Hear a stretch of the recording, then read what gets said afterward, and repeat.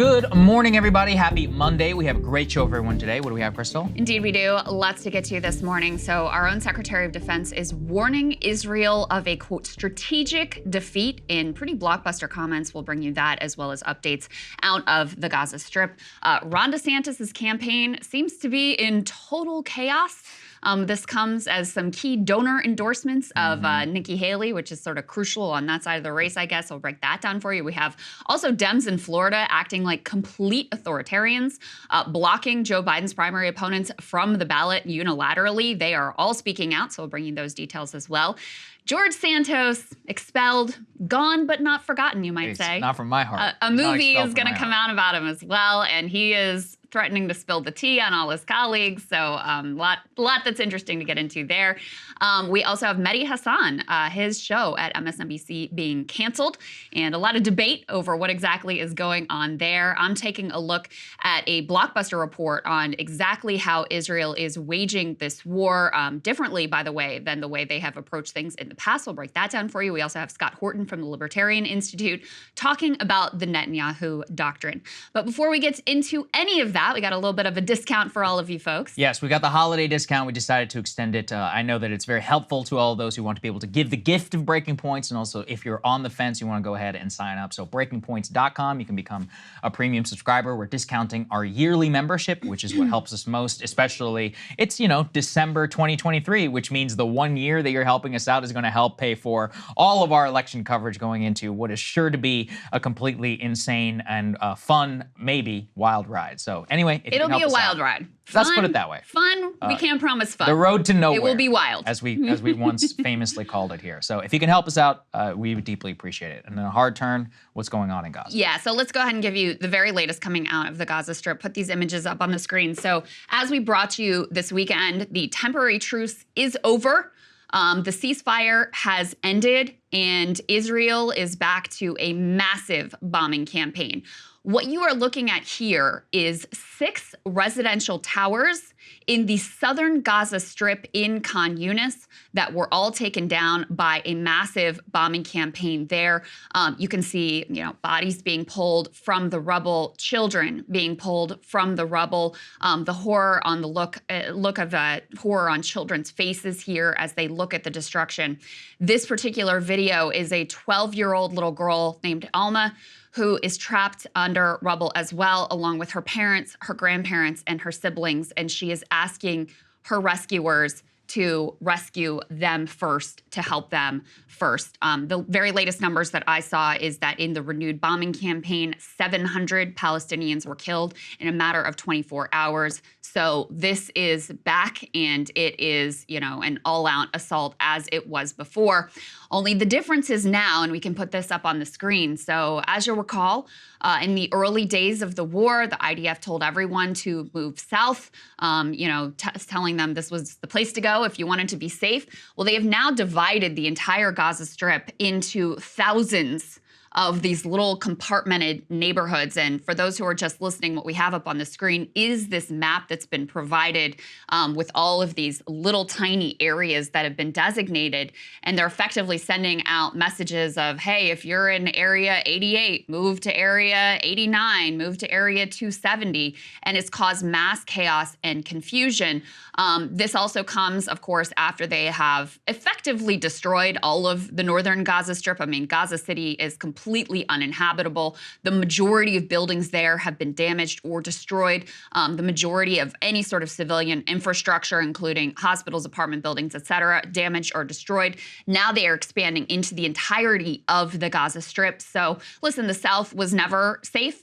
They never completely avoided bombing the southern part of the Strip, but they are massively ramping up that campaign as they claim that Hamas leadership is predominantly in Khan Yunis right now, one of the southern cities where people fled to when they were told this was the place to go for. That's what's happened over the last couple of days, as both sides are claiming that each other violated the ceasefire, if not entirely clear, what the actual facts on the ground are with that situation. But strategically, things are expanding pretty significantly. So Marshal Koslov actually was at the Reagan Defense Forum. He flagged this for me. He was like, this is definitely good for the show. Witness this live. The Secretary of Defense, Lloyd Austin, with honestly some extraordinary comments about the Israel campaign inside of Palestine, warning it is going to lead to a, quote, strategic defeat. Here's what he had to say. This kind of a fight, the center of gravity is the civilian population. And if you drive them into the arms of the enemy, you replace a tactical victory with a strategic defeat. So I have repeatedly made clear to Israel's leaders that protecting Palestinian civilians in Gaza is both a moral responsibility and a strategic imperative.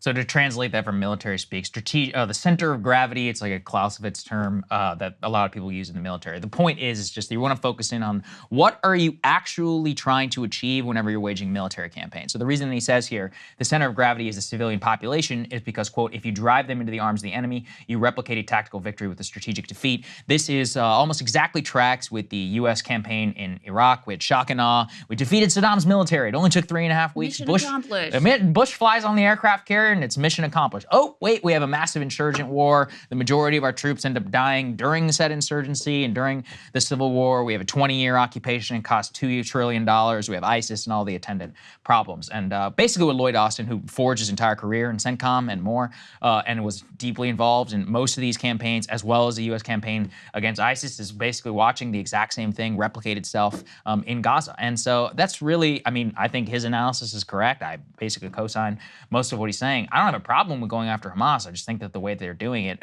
also bears out, especially you're going to be talking about in your monologue and the way the actual tactical way that this is being done. We pair it with the strategic overall goal. Ridding the Gaza Strip of Hamas, even in the near term, it seems like a nearly impossible task, especially with the way they're doing it. And the long term is going to be very, very difficult. We're probably going to be covering that all throughout the week about Hamas support, and not only inside of Gaza, but inside of the West Bank, what the day one after the campaign and all of that is going to look like. But if you pair it with some of the broader problems, not only the way that Israel is conducting itself, the big fear that I think I've always had and tried to hold here is that the rest of the region is not going to stay silent as this all continues. And that's what happened yesterday. Let's put this up there on the screen. Commercial ships, including a U.S. warship, were attacked by Houthi drones in the Red Sea. Now, many of these commercial shipping vessels were not Israeli flagged. They were U.S. Or UK flagged. The U.S. missile destroyer that was actually in the area ended up shooting down 3 of the drones. But this comes, Krystal, after there was already that Houthi hijacking of that Israeli tanker. I mean, this is one of the most vulnerable places in all of global shipping, why we have so many U.S. naval assets in the region. And these are, in the immediate term, they're drones. But don't forget, you know, this same guided missile destroyer has shot down what they say are missiles that are being shot from Yemen all the way towards Israel. Now, no way to confirm whether or not that's true, but what we can confirm is that they have kinetically engaged some of these Houthi assets. So just one of these things goes the wrong way. A U.S. sailor gets killed on the high seas. We're living in a different world. That's a different game. Yeah, so to start with that piece, I was reading from some shipping experts on Twitter. Yes. And as you said, this particular area is really critical.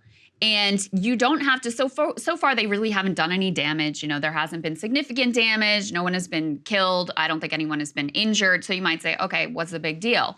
Well, for these shipping, for these massive, you know, cargo ships, they have to be able to ensure their passage. And if you have any sort of danger in this area, then insurance rates skyrocket. And then you either have them paying, you know, massive rates of insurance, or you have them having to reroute around this area, which makes the trip much, much, much, much longer. So it has a significant economic impact, even if they aren't really being that effective in doing any sort of damage. So that's on that piece. And of course, it also just shows, listen, the Houthis in Yemen, they aren't going quietly here. You still have Hezbollah hanging out there. And the greater the toll on civilian life that is inflicted in the Gaza Strip, the more fraught things will be. And of course, the more at risk our own troops in the area will be as well.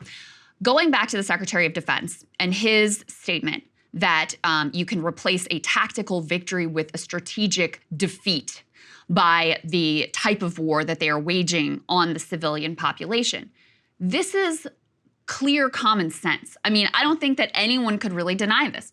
I don't think that the Israeli government is so stupid as to think that this is not the case. You can already see in the West Bank, because of the toll that has been taken on civilian life, guess what? You're radicalizing more people. Support for Hamas is skyrocketing in the West Bank. You can only imagine what's happening within the Gaza Strip, where you have such a massive toll on women and children and entire lives upended, the entire northern part of the Strip rendered uninhabitable. What do you think people's politics are going to be after that happens to them and their kids and their family members and everything they have ever known? What do you think that is going to lead to? So that is just obvious common sense. Now, with regard to why he's saying this, do I think it's because they're, genuinely putting real pressure on the Israelis? And you see all these U.S. media reports, oh, the Israelis are open to the criticism. No, they're not. There is no sign that they're changing their approach whatsoever. None at all. So what is this? Number one, it's for us. It's for the domestic U.S. population. It's for the, liberals watching MSNBC. And oh, see, look at the Biden administration. They're really trying. They're really trying. They're really good people. They're really trying. They're not just standing by and let this ethnic cleansing and genocide happen. They're actually trying to, constrain the Israelis. That's number one. And number two is so that after the fact, when this is ultimately a strategic defeat and a catastrophe for Israeli security, because you've just further radicalized an already radicalized population, created even more militants, even more terrorists, so that they can say, look, we told you so. So they can have a sort of ass covering moment. Those, in my view, are the two reasons for these comments from the Secretary of Defense. But make no mistake about it. Until and unless the U.S. actually wants to use our might, our dollars, condition aid, say, no, we're not just going to send you whatever bunker buster bombs you want, whenever you want it. No, we're not going to provide you blanket cover at the UN, diplomatic cover throughout the world anymore. Until we do that, they are going to continue to prosecute this war in the exact same way they have been prosecuting this war. And I have this in my monologue today, but I'll mention it now as well.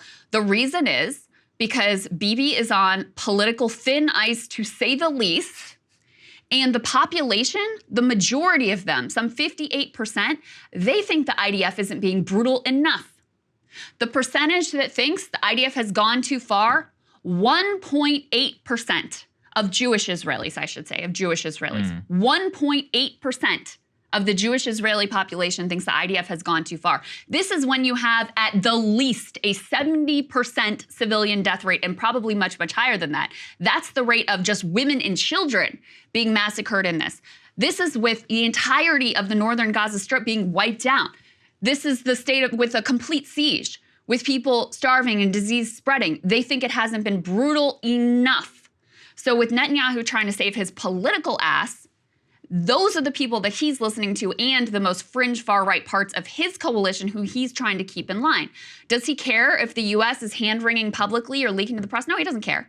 All he would care about is if we actually used the material leverage that we have, which they show no interest in doing. Well, I mean, I just have to go back to Daryl Cooper. Something that he said is that, look, the day after 9/11, I didn't want to hear about nuance. And I think that's very understandable. And from their perspective, too, Michael Tracy has talked about this, but, they're basically photos of one of those babies who's being held by Hamas all over Israel. I mean, if that's the level of the media environment there, you can both be nuanced in terms of, I hate Netanyahu for what happened, but screw all of the people who did this. And that was, let's also be real, that was the predominant sentiment here in America. They wanted to bomb the crap out of Afghanistan. That was, if we had carpet bombed all of Afghanistan, the region where bin Laden was, and we'd killed 100,000 people, I don't think anybody in this country would have sniffed whatsoever. Now, you can understand that, but you can also understand that 20, 30 years later, you can look back on some of the decisions that were made in the heat of the moment and the whole, we don't want the smoking gun to be mushroom cloud, and be like, yeah, it was pretty stupid, and we probably shouldn't fall for that next time. So the Israeli populace, I get it. I absolutely do, especially in the context of how we responded and thought and felt, I think,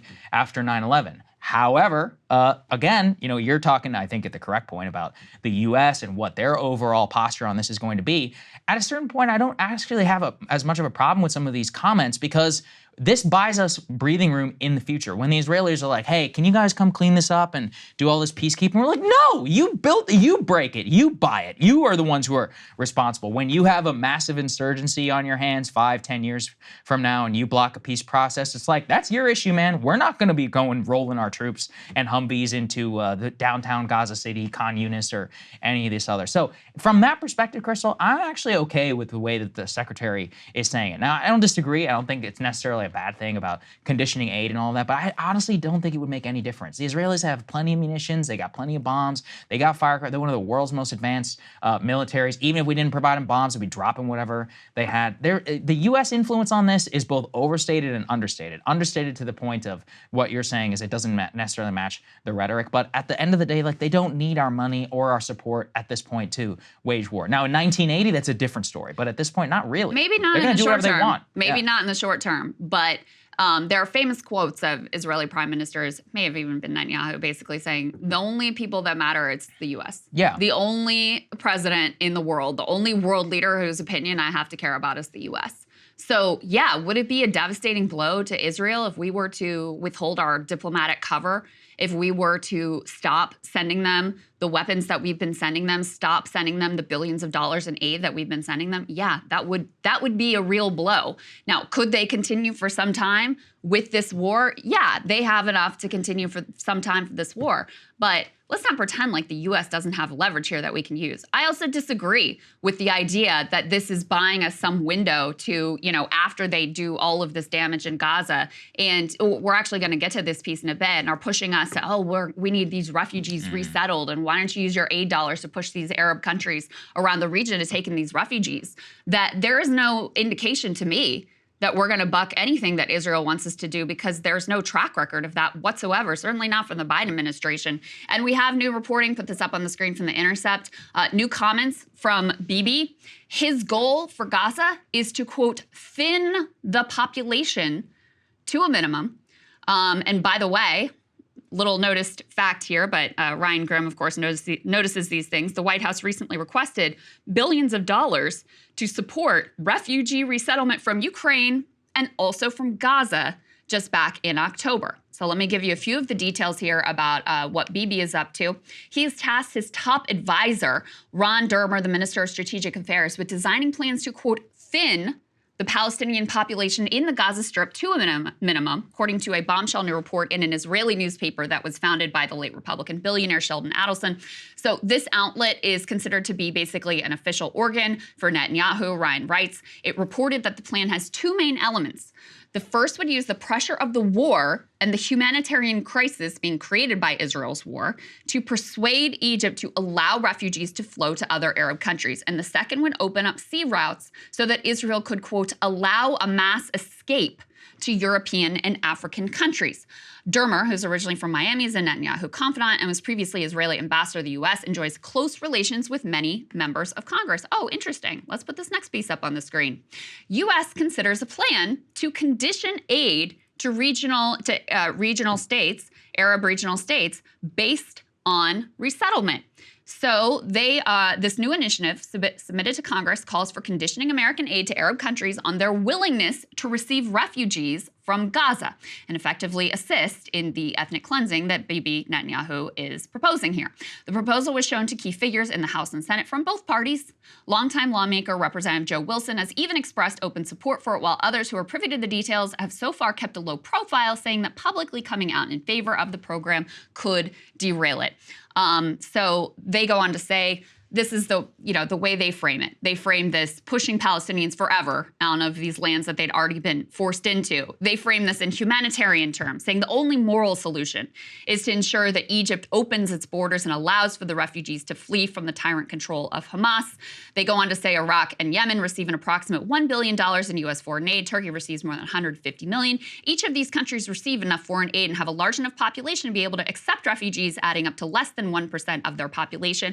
And they even go so far as to have done the math on how many Palestinian residents of the Gaza Strip that they want to force into these different countries to quote unquote thin out the population. So apparently there is some bipartisan support here among our lawmakers to assist Netanyahu with this process. The reason why I think this is just all fan fiction is that the Egyptians have already said, quote, "We are prepared to sacrifice millions of lives to protect our land and to make sure that nobody is coming in." I actually think this would start a general war in the Middle East. There's no question in my mind that if they tried to expel millions of Palestinians or hundreds of thousands, whatever, to the various parts of these regions, it would simply collapse. And the populations themselves would not accept it. The Jordanian population, any of the Middle Eastern populations, the Saudis would almost certainly have to do something just because of the way that they're trying to keep a cap right now on all the videos and all the stuff that's spreading throughout the Arab and the Islamic world. I think really what's going to happen is that, and I think what they're really doing is an indiscriminate bombing campaign. They can think all they want till kingdom come about, oh, we're going to get these people out of there. It's just not going to happen from an international community perspective. So I'm not quite so sure to take it seriously, even if it might be their overall goal. I think there's the end state of this is pretty clear. Eventually, they're going to come to a point where they're going to stop bombing. They're probably going to level the vast majority of the infrastructure. I think the vast majority of the population will remain inside of Gaza. Actually, I don't think a large refugee settlement will come out of it simply because the Egyptians control the only other border and they're not going to let it happen. And that's when you get to the whole end state of insurgency, that's when they're going to beg us and the EU to come in and peacekeep Gaza City. They're going to have to deal with whatever comes next. I mean, obviously, I'm saying hell no to all of that, including this, by the way, because it's outrageous and it would have a detrimental impact on overall U.S. security. So they can want whatever they want, and I'm certain that there are elements of the Netanyahu cabinet. But I still fall, Krystal, on the fact is that they're trying to just punish the hell out of the population, and they're trying to kill. Or let's put it two ways. Punishing the population is secondary aim number 2. Killing Hamas is supposedly aim number 1. They're willing to accomplish 1 and 2 at the same time, but just not really willing to care and pulling the trigger based on 10, 20% type of intelligence, which I know you're talking quite a bit about in your monologue. But I still think there's a big difference between that and supposed ethnic cleansing and or genocide. Well, these words do mean something. It's very clear that their goal is ethnic cleansing. Well, some of the cabinet's goal is ethnic cleansing. That's Bibi Netanyahu's goal is ethnic cleansing. Now, will they accomplish that goal? That depends on the U.S. That depends on the U.S. That depends on Egypt. Is that their goal? I don't think you can deny it at this point. Like, that is clearly their goal. Now, we can quibble over whether or not it's a genocide. I think based on the international definition and based on Israeli scholars of the Holocaust who've looked at it, I think it has. But you can certainly say, if you don't like those words, you can certainly say indiscriminate killing of civilians. I'm breaking down this report from 972 magazine, but just to give you a preview of it, when we talk about, okay, their goal is to kill Hamas, no, their number one goal is to put a quote unquote shock into the civilian population and hope that they're going to somehow turn on Hamas. We can already see that has failed. I mean, this has only increased. You look at the West Bank has already only increased support for Hamas. It's only going to increase. These are the comments from the Secretary of Defense. Radicalization and support for terror and violent resistance within the Gaza Strip.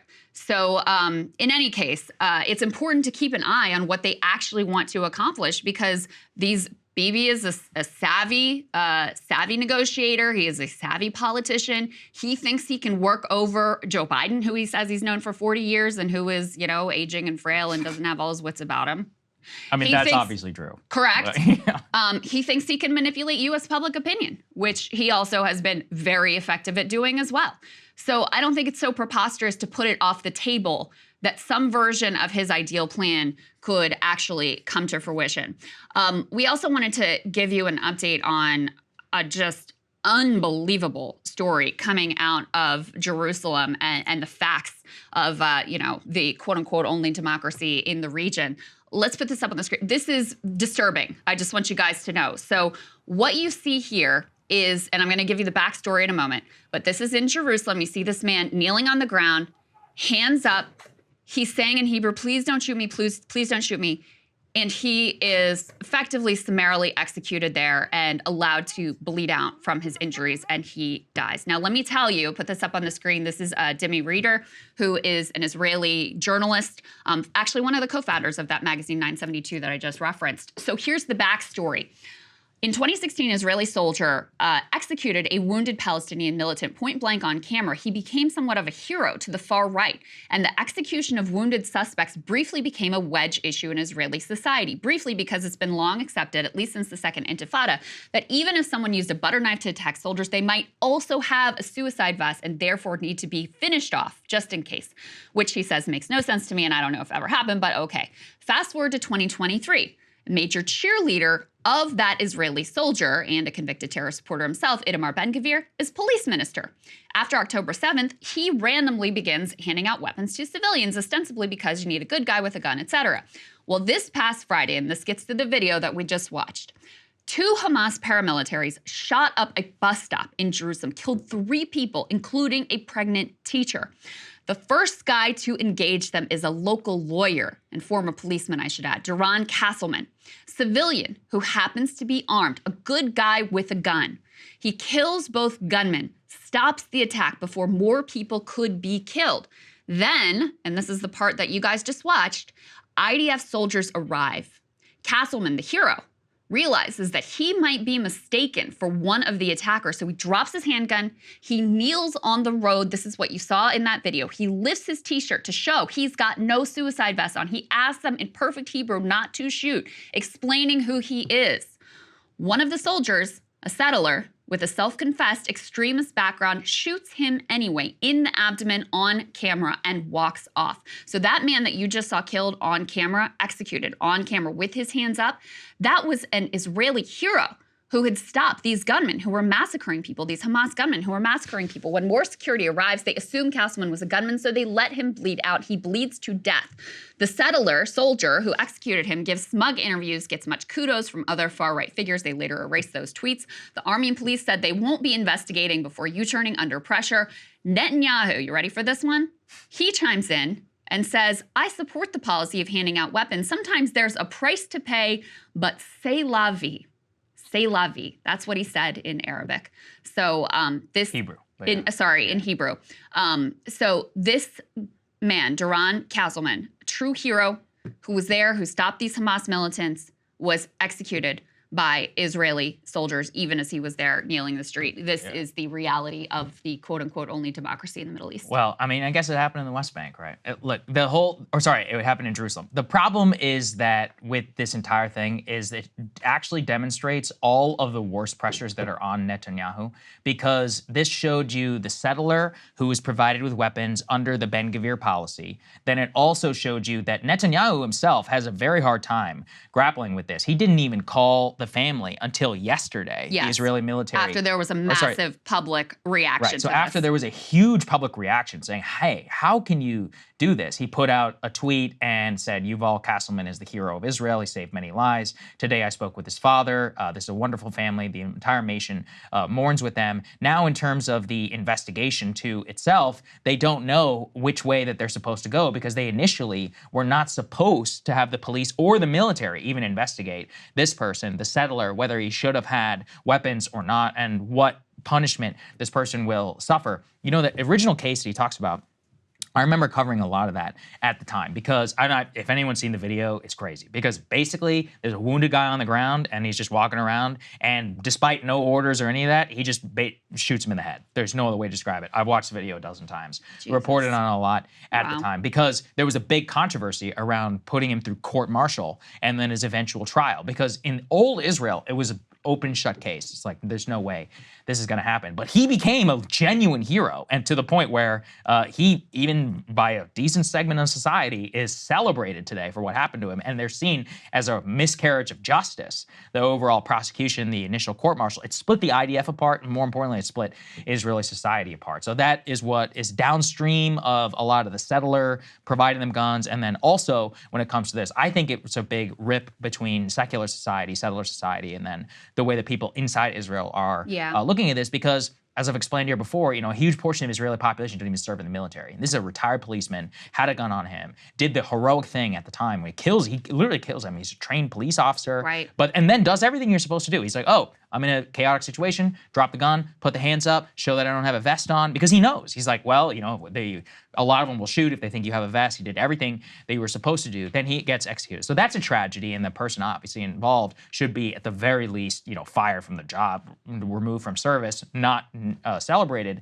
The fact, though, that it took days for the prime minister to have to respond to this, I think demonstrates to everyone very clearly what the pressures inside of Israel are on Netanyahu, not from the general population, from inside the coalition himself. Because inside that coalition, they don't want to talk about this at all. It's a tragedy, c'est la vie, etc., and they want to move past it. It shows you who he's really, really working for. And I think that is the single, broken record, single biggest problem in the prosecution of this war, is that you have the overall leader of the country with some of the worst pressures on him from a fringe element of society, which is not how you should be wanting to conduct a defensive operation, a war, which is supposed to bring the entire country together. It's a nightmare from a political, strategic perspective inside Israeli society. I think something will break eventually. I really do. One thing I want to say related to this, because I talked about, the poll numbers of it's like 58% of Israeli society who thinks the IDF hasn't been brutal enough. Only 1.8% is like, maybe they've gone too far. So you have a majority who want even more viciousness, even more brutality. And I just want to make it really clear, I don't think that Jewish Israelis are different than any other people on the planet.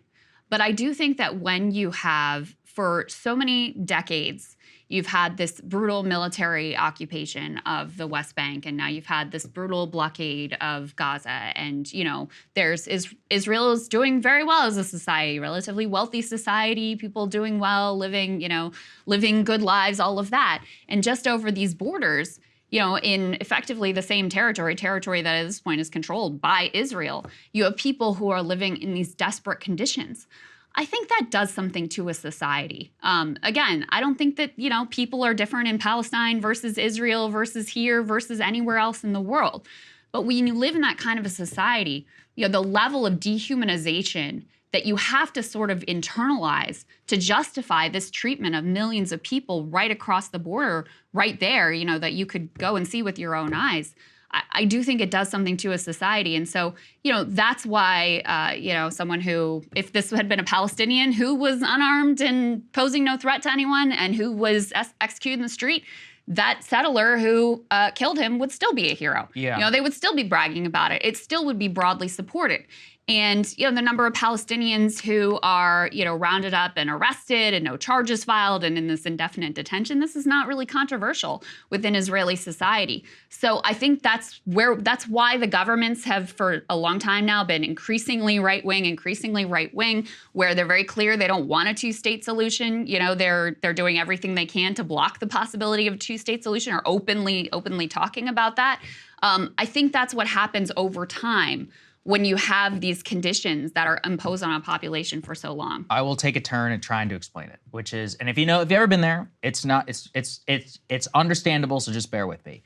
Most of the people, the generation of today, the people who are serving the IDF, grandfather or grandparents, great-grandparents, likely liquidated in the Holocaust or survived. Were lucky enough to survive.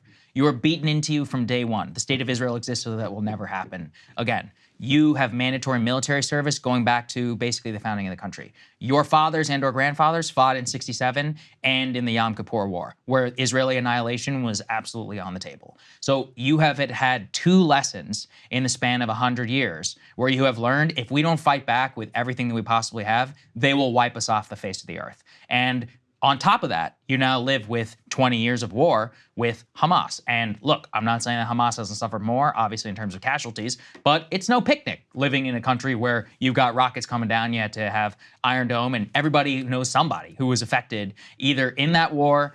At the same time, too, in modern society and what it's like to live in Israel, you can't even go inside of a shopping mall without getting wanded for a suicide vest, because they had, I think, over 1,000 attacks that happened inside of Israel, suicide bombing style attacks, blowing up buses, public infrastructure, all that type of thing, before they eventually built the wall with Gaza. So, that's actually not that hard to understand why you get to a mindset of where that's predominant inside of your society. And the total separation seems necessary because it's an us or them mentality. And let's be real too. A lot of the Palestinians, they would kill them if they had the chance and if they had the means. And they've shown that throughout decades now of bordering both Gaza and Hamas. So I understand it completely. I'm not saying I like it or I'm even justifying it, but it's a different set of circumstances than we live here in the West, just completely and utterly different. And it's one of those where, when you're saying it, Krystal, I think the dehumanization, all of that is just inherent to what it's like to live in an active war zone and what it's like to also have a generation at war today, your father's generation at war, or grandfather, and to have the knowledge that probably 90% of your descendant or ancestors were liquidated by the Nazis. That's just a deep cultural imprint that's not going to go away, I think, for a long time. And they spend all their time in society. They don't let you forget that either. When you're in school, whenever you're coming up, it's a part of the culture which is, I think, goes to the very core of what it means to be Israeli. Even if you are a Sephardic Jew or any of that, it's beaten into you that over the 2,000 years of persecution, the pogroms, a large portion of Israeli societies, also Russians, suffered horribly under the Soviet Union, under the Tsar before that. So I think culturally, I understand it completely. I'm not trying to justify it. I'm just like, you have to try and put yourself in the mind of what it is like to live in that state for the last 75, 80 years, and also to suffer, society-wide level terror bombings, which America would never tolerate, even 10% of what Israel has had to go through too. The number one song in Israel right now is this rap song that calls for annihilating everyone and assassinating specific celebrities who have supported the Palestinian cause. Yeah. That's the state of the society. And part of what I have found so wrenching and sickening and disturbing, because again, I don't think Israeli Jews are any different than any other people around the world. They're not. Is how quick there is a justification of things that should be moral atrocities that should be completely morally off the table. Certainly among a nation that considers itself, developed part of the first world, democracy, quote unquote, et cetera. And that's what to me is so disturbing. And, every basically group of people who justifies these sorts of horrors and atrocities against their fellow human beings, they all have that sense of it's us or them. They all have that sense of we're the victims. I mean, Nazi Germany, same thing, this sense of victimization and it's us or them and we're under threat, et cetera, et cetera. That is the feeling that is used to justify absolute horrors. And so to watch that unfold in real time has been absolutely stunning. There was a journalist who posted this long thread, I don't know if you saw it on Twitter, about I want you to understand that when you are posting pictures of dead Palestinians, I don't care. I do not care at all. Posting this publicly. Again, a journalist, an Israeli journalist posting this publicly. And so that to me has been one of the things that has been so shocking to watch unfold, is how quickly even people here in the US who haven't experienced all this trauma and don't have that, generational wound and aren't experiencing the suicide attacks and the, sirens going off and the, quote unquote rocket fires, et cetera, who are also justifying the annihilate them all, wipe them out, et cetera, et cetera. So, yeah, it's disturbing. I guess that's all I can say. I understand. I understand where you're coming from. I think we should all just try and put ourselves in the minds of both of these people. I can put it from the Palestinian perspective too. I mean, it's crazy. Daryl Cooper, I think, does the best job of that. He's like, look, we tried everything. Going this in our lifetimes, in our grandfathers' lifetimes. I've met Palestinian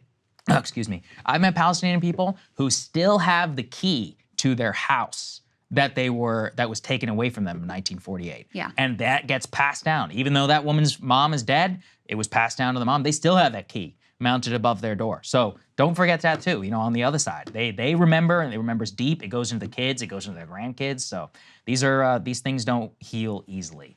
Now let's move on to domestic politics. There's absolute craziness going on here with Paul Ryan, with Ron DeSantis, and Nikki Haley. But I think the major story of this is the absolute downfall of Ron DeSantis, not necessarily in the polls, although some of that too, but amongst the donor set who have done the hardest pivot of all time. They're going all in on Nikki Haley after her star debate performance. Best exemplified by this is Paul Ryan, the leader, the donor class hero himself, coming on CNBC, identified as an investor, to go ahead and endorse Haley. Here's what he had to say.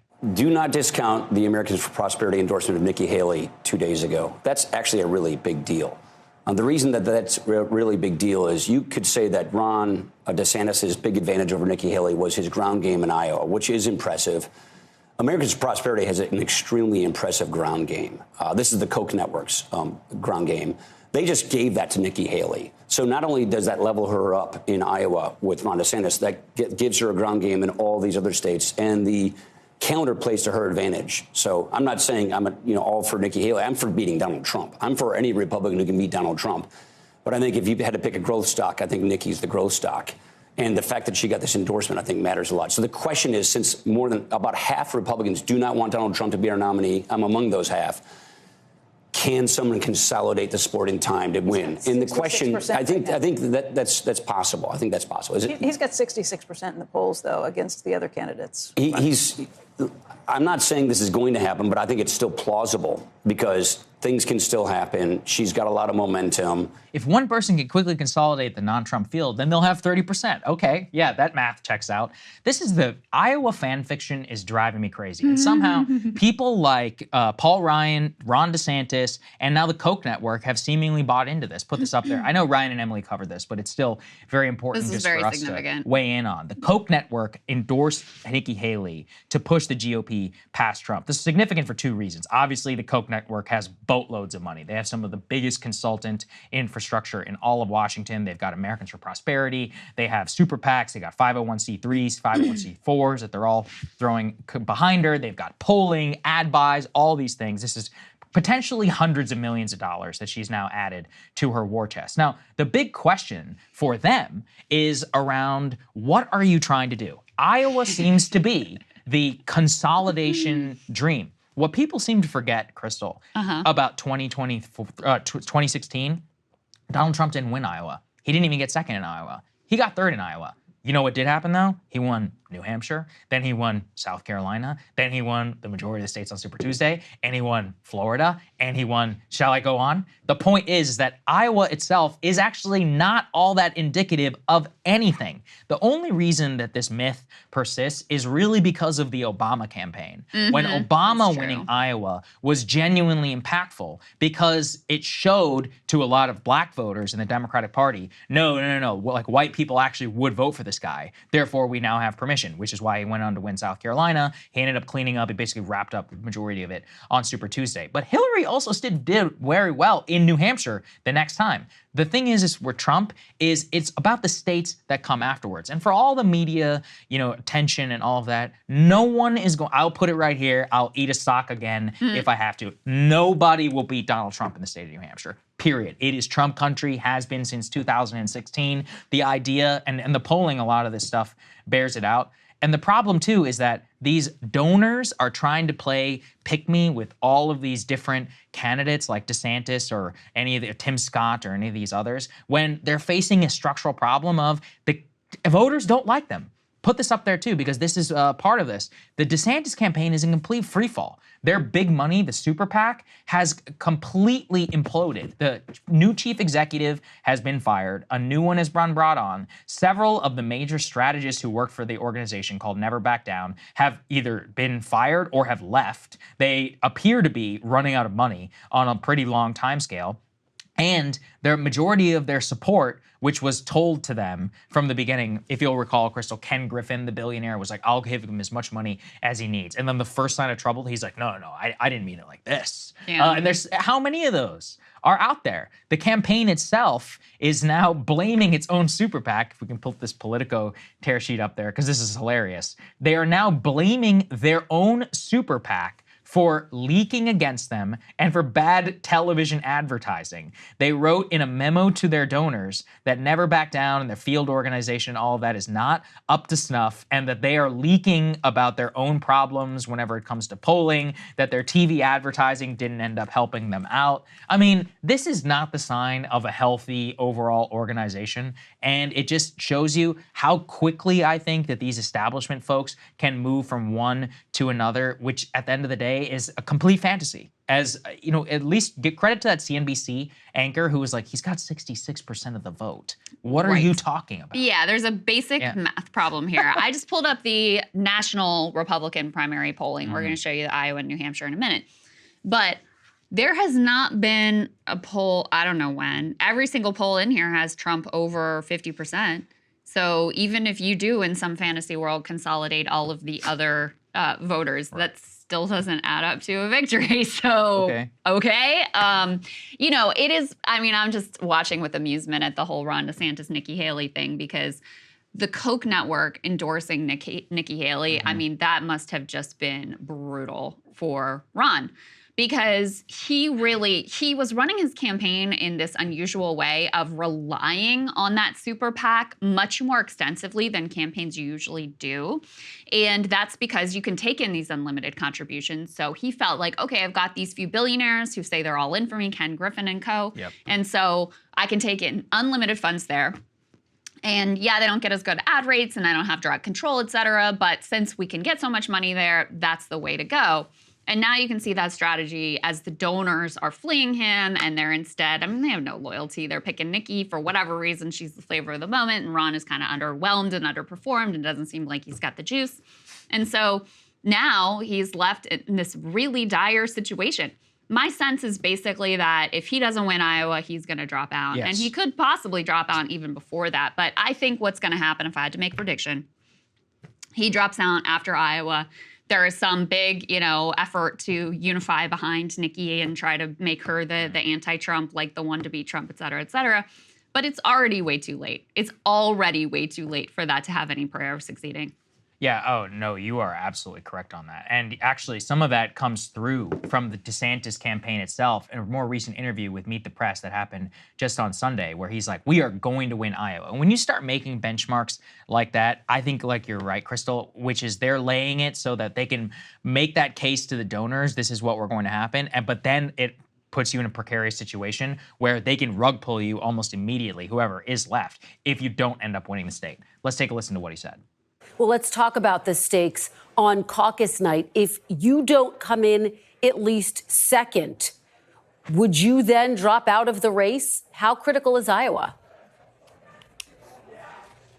Well, we're going to win the caucus. We're doing everything that we need to do it. But what if you don't, Governor? Support. What if you don't? And I've said from the beginning, we're going to win. We're going to win the caucus. Bottom line, is Iowa do or die for you, Governor?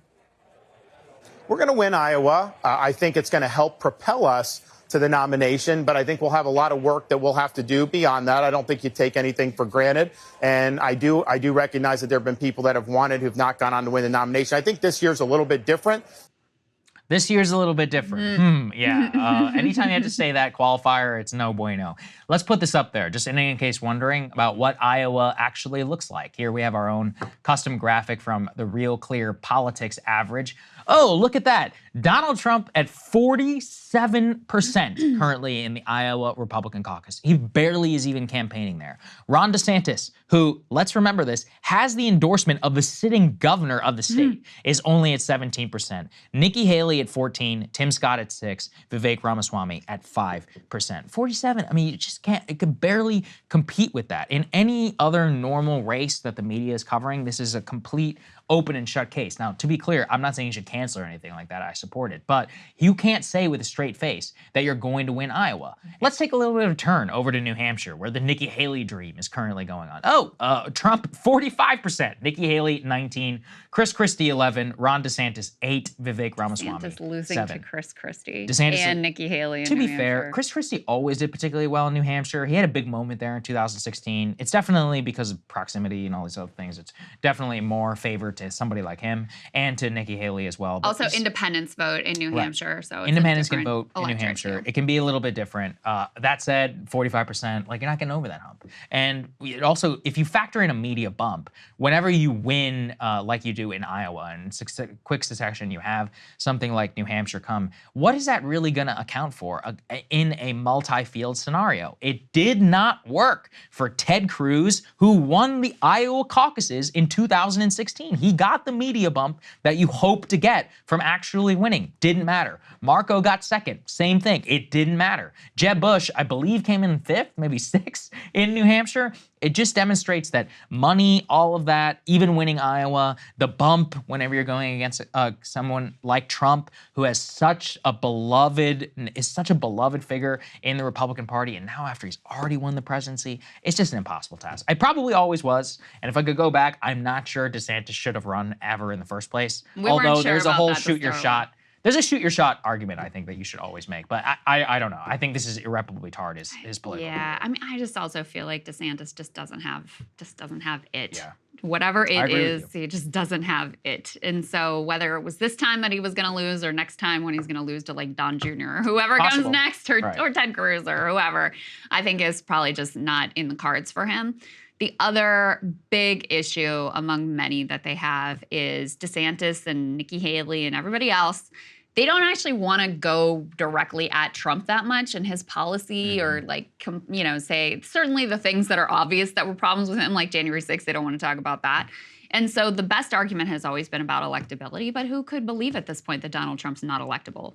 I think Donald Trump is probably electable. I don't like it, but I think he probably is. Obviously. When you look at Joe Biden, his approval rating, the fact young people are abandoning him in droves and, Arab Americans and Muslim Americans and the economy is trash and all of these things, and he's, super old and can barely formulate a sentence, then yeah, I think Donald Trump probably can beat that guy. So to argue at this point, there's no way Trump can win and I'm the winner, and if you want to defeat Joe Biden, you got to go with me, I just don't think that is a compelling point at this point whatsoever. Yeah, we were going to cover this last week, but Sean Trendy at Real Clear Politics, who's one of my favorite election analysts, he wrote a piece called "Not Only Can Trump Win, Right Now He is the Favorite to Win," There's and no doubt describes about it as a Republican best set to win the election since George W. Bush in 2004, which is the last time a Republican won the popular vote in this country. So people should really let these circumstances sink in. Now, it's a long time till Election Day, all of that, 11 months to go. But as where things stand right now, I would hell of a lot be rather Trump, not only in the primary, in the election,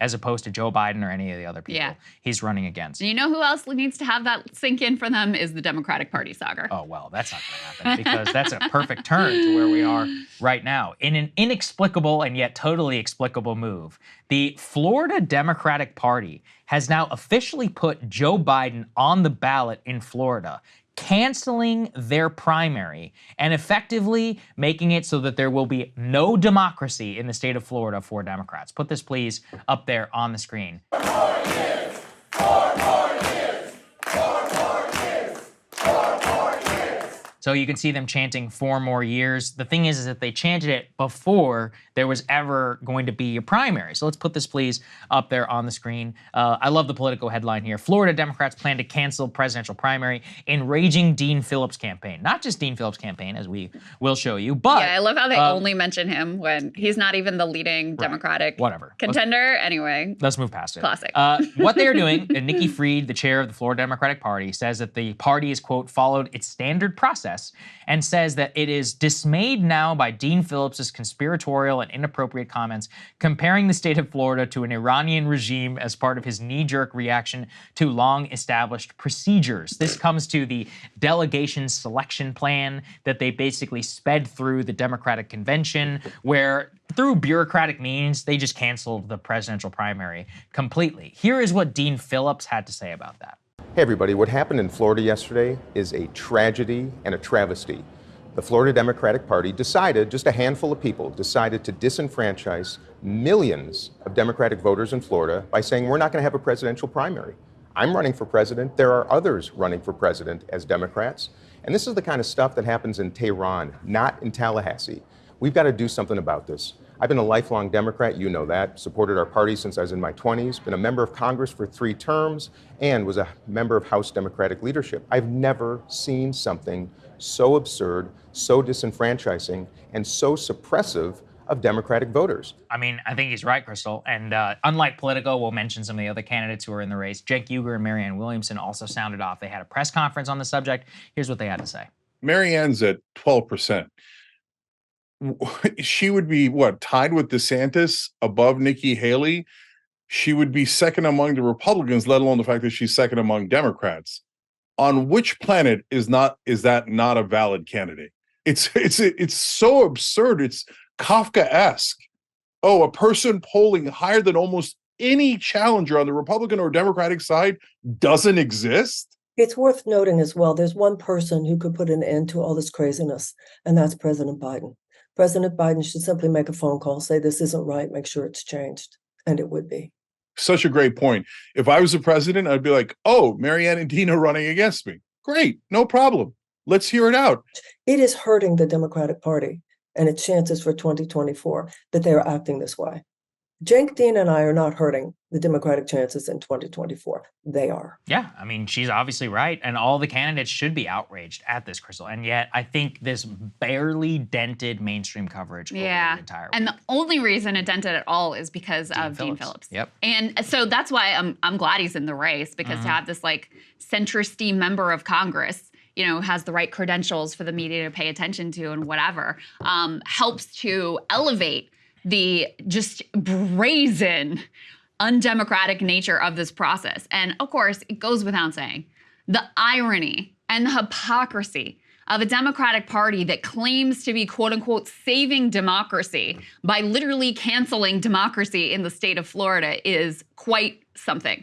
And I think Cenk's comment there that it's Kafkaesque, like that's the best word you could possibly use for this, because so in the state of Florida, just to get into some of the nitty gritty of this, in the state of Florida, under state law, it's left up to the parties to decide who gets put on the ballot. Now that already to me is like, there should be some sort of like a formal process outside of the parties that, you know, you get this many signatures on the petition or whatever, like it is in many states. But there are other states that also have it in their law that basically the party decides. And in those instances in other states, they looked, okay, who's eligible? You know, some of them said, okay, Cenk, he's not, you know, he's not a natural born citizen, so he's not going to be on the ballot. But they looked at it and they just put, okay, these are the contenders. They're the ones that have filed. We're putting them on the ballot. In Florida, they really did an end run here. Dean Phillips says they were reaching out to the Florida Democrats. Okay, what's your process? How do we get on the ballot, et cetera? They were supposed to submit their list of approved candidates on, I think, last Thursday. They did it before then on November 1st and just put Biden on there, didn't give anyone a heads up about how this was all going to go down, and just completely canceled the primary in the state of Florida. It's truly outrageous, and exposes how, you know, how hollow the Democratic Party's words about how much they care about democracy ultimately are. It's preposterous. And again, at a time when they claim Donald Trump is this, you know, threat to democracy, which I accept after January 6th. I think that's accurate. I think he is a genuine threat to democracy and that everything's on the line and this is existential, et cetera, et cetera. But you're doing everything to guarantee that this profoundly weakened candidate in Joe Biden is the only guy that anyone has an opportunity to vote for. The other thing I was thinking about, Saagar, is like, Biden is way ahead. You know, Marianne's at like 12%, like Cenk said. So who cares? Dean Phillips is at like 8%. You know, Cenk's at like 1 or 2% in the polls that he's been put on at this point. So you got a really, really large lead here. But I think they feel that their position is precarious. And whether it is or not is hard to say. But they're looking at the polls, the fact that so many Democratic voters are very anxious about Joe Biden, how many Democratic voters are very upset with Joe Biden, how many Democratic voters really hate his policy on Israel. His policy on Israel is more popular with Republicans than it is with Democrats. And they feel a sense of vulnerability, whether that is actually real or not. And so they're worried that, you know, somebody could catch fire in this moment and really take off and make a run at it, even though, you know, from the outside you look at it and it seems like he's got this thing sewn up. Yeah, I think you're right. I mean, it's so obvious whenever, look, they are trying to rig, they are not trying. They are rigging it completely for Biden's benefit. In a certain sense, though, Krystal, I think that is probably a good thing because they can own the decision 100% should he eventually lose to Trump, and then maybe they will have like a total reorganization and reexamination of their priorities. Although that already did happen, and none of that ended up happening. Right. Instead, they just blamed Bernie Sanders and Russia and whatever. I wonder who will get the blame this time. Well, I mean, you can't blame him. You can't blame primary people this time because this time around they didn't even get to run against him for real. There was no real blame the primary third-party candidates. That's true. They'll blame RFK. RFK, Jill Stein, Cornel West. That's who they'll blame this time around. This general election is going to be wild. I mean, the primaries are like very anti-democratic, and there's not much drama on the Republican side either. But the general election is going to be really wild. If you have RFK, if you've got Cornell, Jill Stein, Joe Manchin, or whoever, this is going to be a different landscape, I think, than we've ever seen before. And it could be, it could be kind of total chaos in terms of who actually comes down on top and whether anyone's able to get 270 electoral votes. It's going to be really interesting. Yeah, we've been reading about contingent elections here to prepare, if anybody's interested. Go ahead and Google that term before we tell you all about it. Okay, let's go and move on to George Santos. Santos, who will always be congressman in our hearts, was officially expelled from the House of Representatives after the ethics report. America's congressman delivered an ethics report from the House of Representatives that accused him of using campaign funds for a variety of personal reasons. OnlyFans. Botox and OnlyFans being the most egregious examples, but many, many, many others. Campaign fraud, lying about his background, deceiving the voters of the district from New York that he eventually ended up representing. Here was the final vote tally against him. The yeas are 311, the nays are 114, with 2 recorded as present. 2/3 voting in the affirmative, the resolution is adopted. Under Clause 5D of Rule 20, the chair announces to the House that in light of the expulsion of the gentleman from New York, Mr. Santos, the whole number of the House is now 434. That makes George Santos the 6th person ever to be expelled from the House of Representatives. Wow. Interestingly enough, he is the only congressman to ever be expelled from the House of Representatives who was not actually convicted of a crime, which is what the justification of many of the people who voted to save Santos said, is they were like, look, he hasn't actually been convicted of this. Matt Gaetz, who also has an ethics complaint against him regarding some of his shenanigans going on with girls and potential hookers down in the state of Florida, is actually the one who really made that point, because I believe a report is coming out against him. Although he, to be fair, he was exonerated, by the department, or not exonerated. He was, at the very least, not prosecuted by the Department of Justice. So he's trying to say, like, look, just because you have a bad ethics complaint against you doesn't mean that if you're, unless you're convicted, then really that's the only case where you should be expelled. Santos, though, as we had previously shown people, is going out with a bang, almost certainly. Let's put this, please, up there on the screen. So Santos says he will now be filing official complaints. Let's go ahead and keep these up there. He says, Monday, I will be filing an official complaint with the Office of Congressional Ethics against a New York congresswoman regarding her questionable stock trading since joining the Ways and Means Committee. He says the same thing about Mike Lawler, who was one of those people who had campaigned against Mr. Santos in the Republican Party. He says Congressman Lawler owns portions of Checkmate Strategies, and he uses the same firm he is the beneficiary of to pay for services related to his campaign. That is kind of sketchy, that's true. It is, yeah. I mean, it says of Ray LaLota, he says, it has been raised in local media that the congressman obtained his ID attending Hofstra in day school while he was supposed to be working at the board of his board of elections. Sorry, the JD, attending Hofstra in day school when he was supposed to be working at the board of elections. Is that a problem? And then on Congressman Menendez saying, while Congressman Menendez has not been invoked by the diligent investigation of the DOJ into his father, there remains a question of what he did know and when did he know it. Basically, he's being a troll on all of these, but it does hit home a point of this. What is Santos really guilty of? Santos is guilty of just taking it a little bit too far, outside of the officialdom. As he points out, like with Congressman Mike Lawler, there are all kinds of legal ways to be totally corrupt. And I'm not saying Lawler himself is corrupt. It's about a system where you can work for a firm, you're allowed to work part-time for a law firm, which can get business, which literally has business before the House of Representatives, and you can still do that when you're an elected representative. As he also points out, whenever it comes to campaign funds, I remember seeing reports that what was it, Eric Cantor, the guy who lost here in Virginia, who was the House.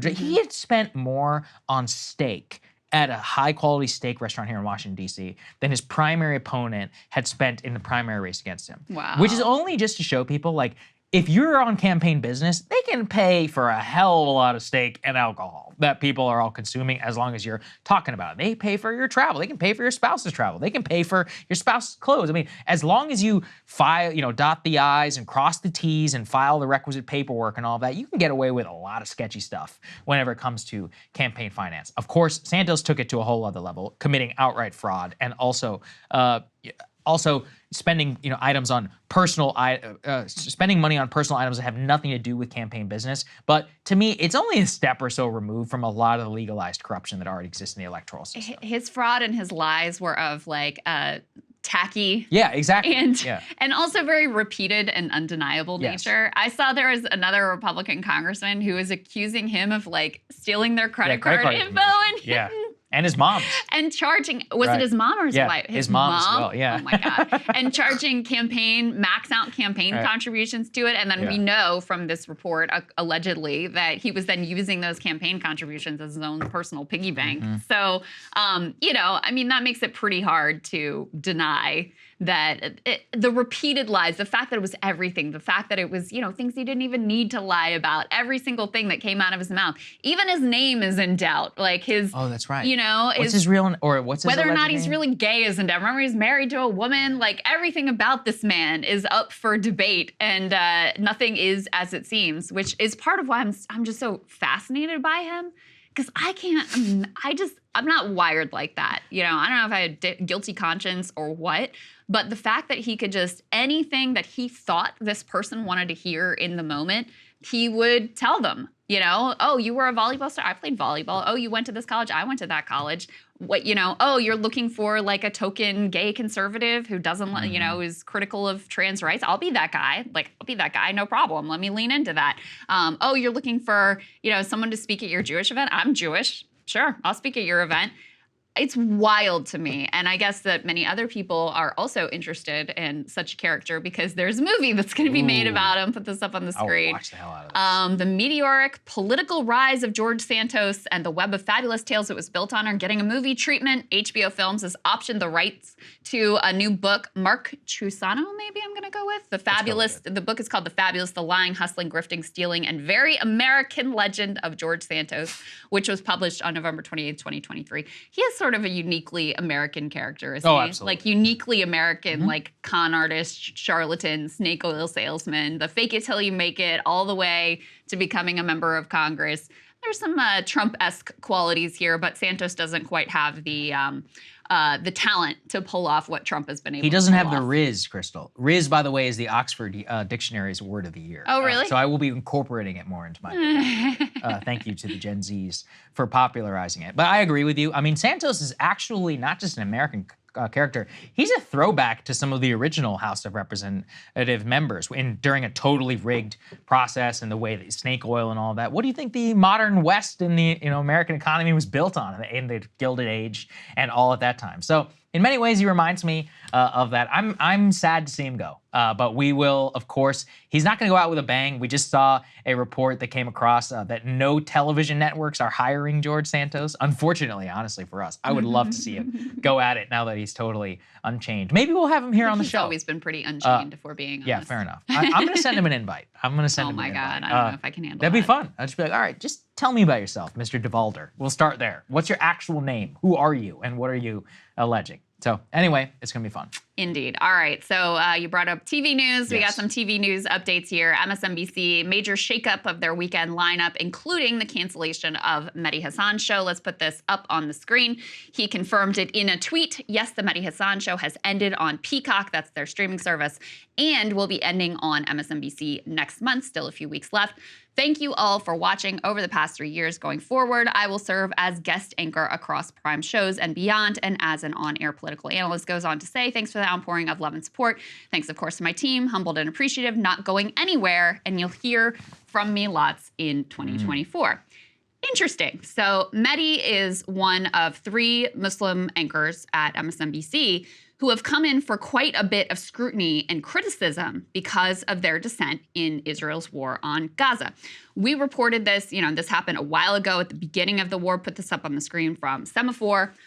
All 3 of those Muslim hosts were sidelined one after another after the ADL had criticized them and after they had again expressed sort of dissenting views on the Israeli war on Gaza. MSNBC, they say, has quietly taken 3 of their Muslim broadcasters out of the anchor's chair since Hamas's attack on Israel last Saturday amid America's wave of sympathy for Israeli terror victims. And it also comes immediately after Mehdi did an interview with a Netanyahu spokesperson that, listen, if you guys aren't familiar with him, he's kind of famous for being a really aggressive questioner, grilling people in power. He's done famous interviews with like John Bolton, et cetera. Yes. And so he had one of those interviews with a Netanyahu spokesperson that we actually covered here because it revealed a few new details about what happened and unfolded on October 7th in particular. Here's a little bit of a taste of that. Have you seen one picture of a single dead Hamas terrorist in the fighting in Gaza? Not one. Is that by accident or is that because Hamas can control... Hamas can control the information. You asked me a question and you Gaza. said you would be brief. I haven't, you're right, but I have seen lots of children with my own lying eyes being pulled from the rubble. Because they're the pictures Hamas wants you to see. Exactly and also my point, because they're Mehdi. dead, They're Mark. the pictures also, Hamas wants. But they're also people that your government has killed. You accept that, right? You've killed children, or do you deny that? No, I do not. I do not. I do not. First of all, you don't know how those people died, those children. Oh, wow. First of all, we don't want to see a single child killed. Okay, here's my question for you, Mark. You say, I agree with you. I agree with you. We shouldn't blindly believe anything Hamas says.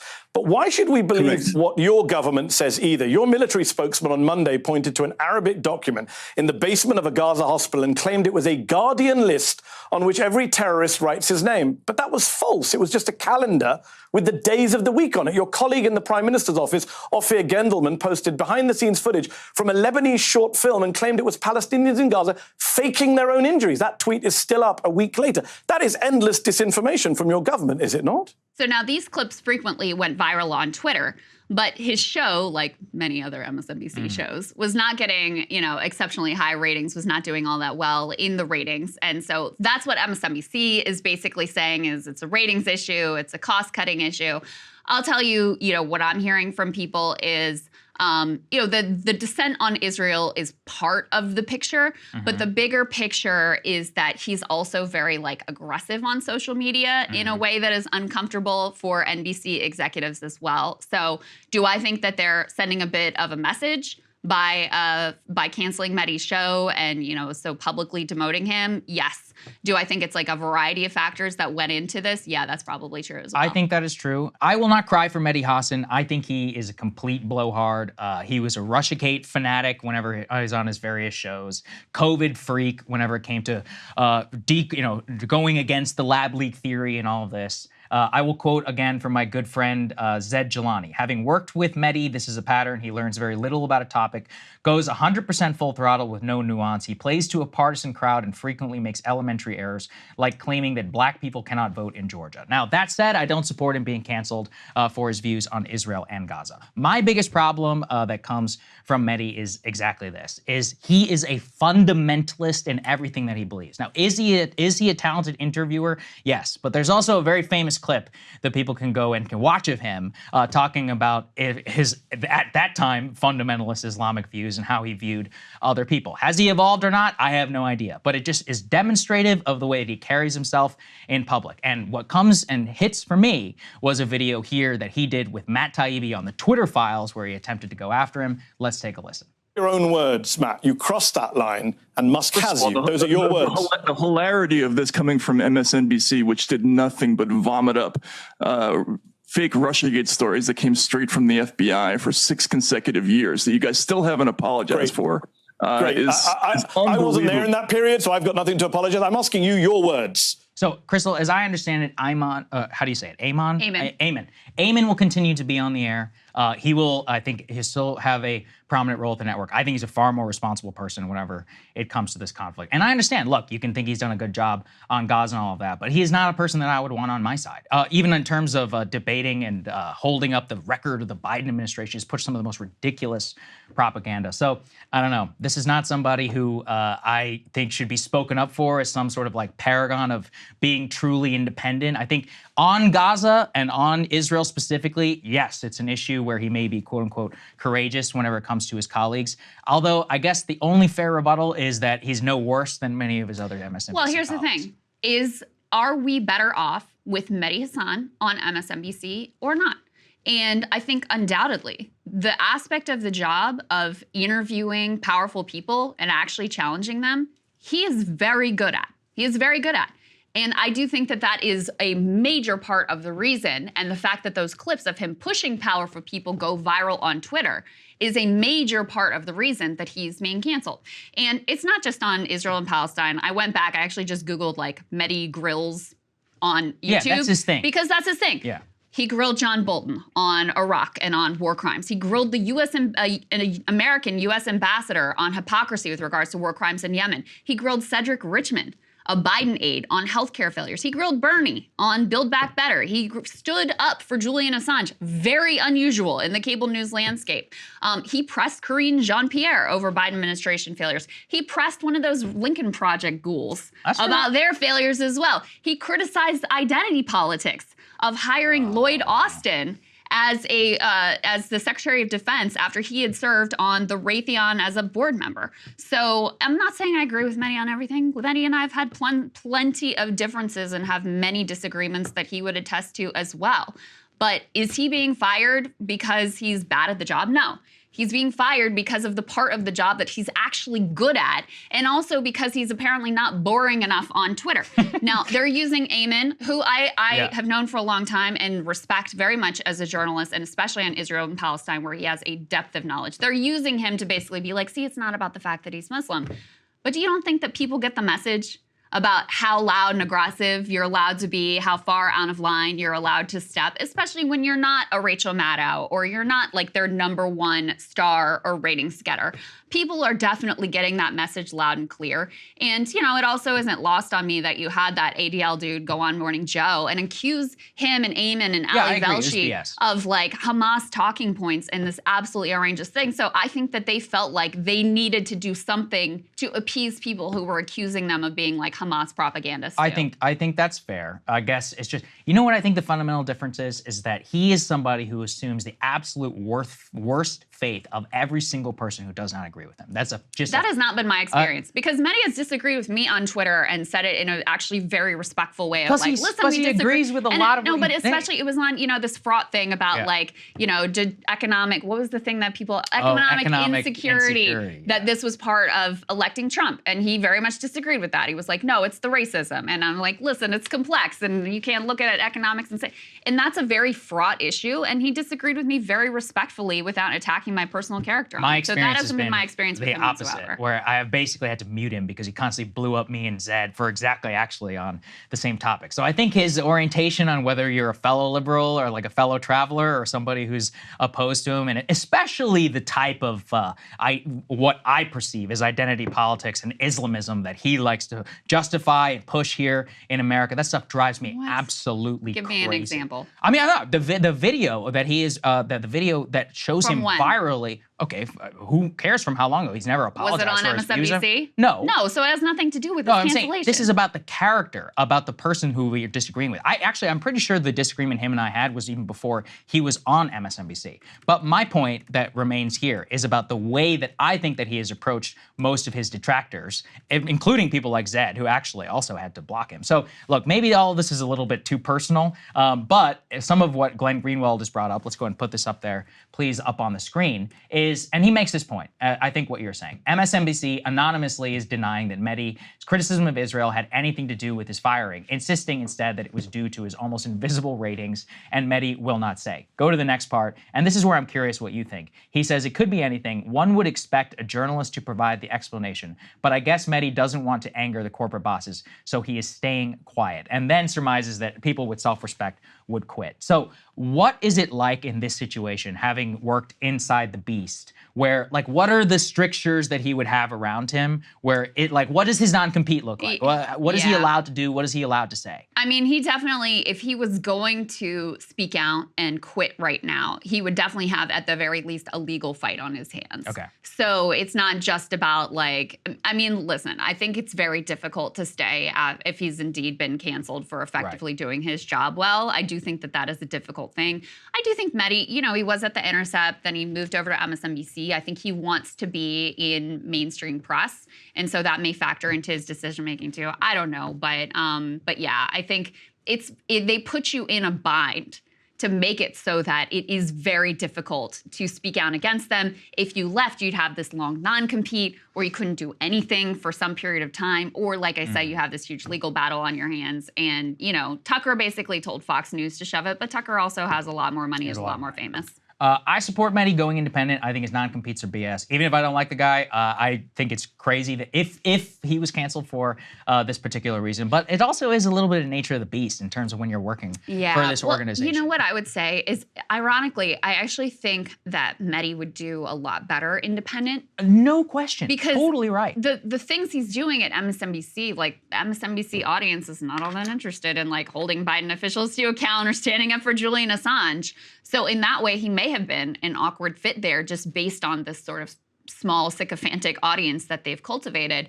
And his clips do routinely go viral online. True. So he's sort of better at that game than he is necessarily at the cable news game. So I think if he did step out on his own, I think he could be successful. I think that maybe the reason why is, as you said, he's famous for interviews, but Karine Jean-Pierre is not going on an independent YouTube That's right. show. That's exactly right. Or the Israeli president's not going. Listen, we tried. It's not going to happen. Yeah. So if he wants to remain famous for his interviews and all of that, it is going to be tough. But I mean, I guess that just comes down to the nature of the beast for what he's doing. This, by the way, is why cable is flawed and also an inherently bad model. Yes. So, Krystal, what are you taking a look at? Well, we may never again see a headline that so perfectly encapsulates the U.S. policy toward Israel's total war on Gaza. U.S. sends Israel 2,000-pound bunker buster bombs for Gaza war. After sending massive bombs artillery shells, U.S. also urges Israel to limit civilian casualties. What a sick joke this all is at this point. Leaking to the U.S. press how concerned you are about civilian deaths, while expediting shipments of the very weapons that Israel has used to slaughter innocents on a scale that we have not seen from a developed country in modern history. Every day, practically every hour, we learn of some new fresh horror. Here is one of the very latest. A journalist allowed into a hospital that had been forcibly evacuated by the IDF makes the most grisly of discoveries. 4 premature babies in a state of unimaginable decay, their bodies eaten by worms and mauled by stray dogs after doctors were forced to evacuate that facility. Now, the nurse responsible for their care described the wrenching decision to leave them behind in an interview with the Washington Post. He said, quote, "I felt like I was leaving my own children behind." That nurse took the baby he considered to be the strongest and most able to survive without oxygen with him when they were all forced to flee. That baby was then taken to Al-Shifa Hospital, which was raided mere days later. Now, I want you to understand, these atrocities and the many others we've witnessed in Israel's assault on Gaza, they are not normal. They are not the unavoidable cost of war. These babies and the other untold thousands of innocents who have died are not collateral damage. They are intentional targets. And a new expose by 972 magazine lays out the exact strategy that lies behind what can only be called a campaign of all-out terror. In this war, civilians and civilian infrastructure, things like hospitals, are targeted directly with the explicit goal of shocking the population. And in a dystopian flourish, AI is being used to accelerate the carnage. Here is that piece from 972, a mass assassination factory inside Israel's calculated bombing of Gaza. Now, when you look at today's videos of children buried under rubble, entire residential neighborhoods destroyed, lifeless bodies of babies in the arms of grief-stricken parents, keep these words in mind from one of 972's sources. Quote, "Nothing happens by accident. When a 3-year-old girl is killed in a home in Gaza, it's because someone in the army decided it was not a big deal for her to be killed." Israel's periodic wars on Gaza have never been the beacon of humanitarian warfighting that Israel's presented to the world, but some of the minimal guardrails that did prevent mass civilian death have been lifted in this current assault. This is evident in Israel's overwhelming focus on 2 types of targets: private residences and so-called power targets, which are things like hospitals, apartment buildings, infrastructure, and other key centers of civil society. During the first 5 days of this war, half of the targets that were bombed were, quote-unquote, power targets. And the goal of this bombing campaign was not to eradicate Hamas, as Israel has claimed. Instead, the goal was to, quote, create a shock that, among other things, will reverberate powerfully and lead civilians to put pressure on Hamas, as one source put it to 972.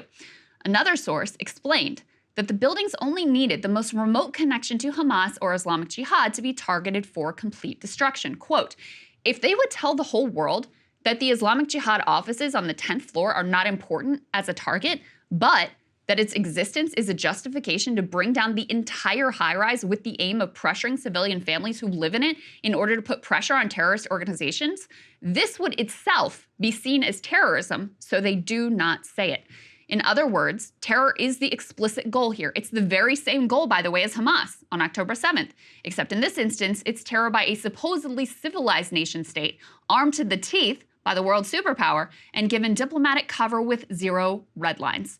The attacks on these power targets have also stood out for their unprecedented scale of civilian death. According to 972, in prior wars, civilians were more consistently warned ahead of bombings. The IDF would leaflet, they would send messages, they would use a quote-unquote roof knock to warn the building was about to be attacked. They would use drones then to even monitor civilian departures to make sure people were leaving. Not so in this war, where many buildings have been bombed with no warning and with hundreds of civilians still inside. Another major focus of Israel's bombing campaign has been the private residences of low-level Hamas operatives. As one source who was unhappy with this practice said, quote, in the majority of cases, military activity is not conducted from these targeted homes. I remember thinking that it was like if Palestinian militants would bomb all the private residences of our families when Israeli soldiers go back to sleep at home on the weekend. The blanket assault on these private homes, where many families were still located, has been aided by a new AI tool, which uses algorithms to produce targets.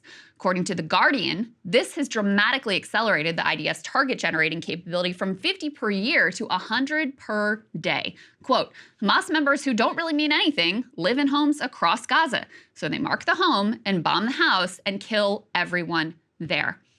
Taken together, these reports thoroughly debunk the already preposterous idea that Israel was surgically targeting Hamas. No. IDF spokesperson Daniel Hagari was closer to the truth when he said this, quote, the emphasis is on damage, not on accuracy. These are the tactics that the U.S. government is meekly protesting as the bombing campaign now moves to the south, where most of Gaza's 2.2 million residents have been forced to flee. Already, hundreds of Palestinians have been killed in that renewed assault. If this bombing of 6 residential high-rises in Khan Yunis is any indication, the focus on destroying power targets to terrorize the entire population remains firmly in place. And the truth is, the Israeli government can't be so stupid as to think that any of this is actually in the long-term security interests of Israel. To think that massacring children by the thousands is going to lead the Palestinian population to turn on Hamas, it will not lead the population to turn on Hamas, but it will certainly lead some of the population to turn into Hamas or to embrace other groups advocating violent armed resistance. No, the real goal is to put on a show for the Jewish Israeli public, 58% of whom do not believe the IDF has been brutal enough, and only 1.8% of whom believe that they have gone too far. The real goal is a last-ditch attempt by Bibi to stay in power by showing just what a monster he can be to satisfy a monstrous public appetite for death and destruction. As one source explained to 972, there's a feeling that senior officials in the army are aware of their failure on October 7th, and they are busy with the question of how to provide the Israeli public with an image of victory that will salvage their reputation. Apparently, that sought-after image of victory is that of decomposing babies left to suffocate and starve in a power target also known as a hospital. Real tough guys. And so, Saagar, these are the details behind those horrific civilian death tolls that we see. It's not an accident. I mean, this is the intentional strategy, tactics, and goal of this operation. Yeah, it actually basically confirmed a lot of what I thought. I was like, yeah, they're just pulling the trigger on anything that they even deem remotely, above a 10% chance. And that's just not the way that most modern militaries fight.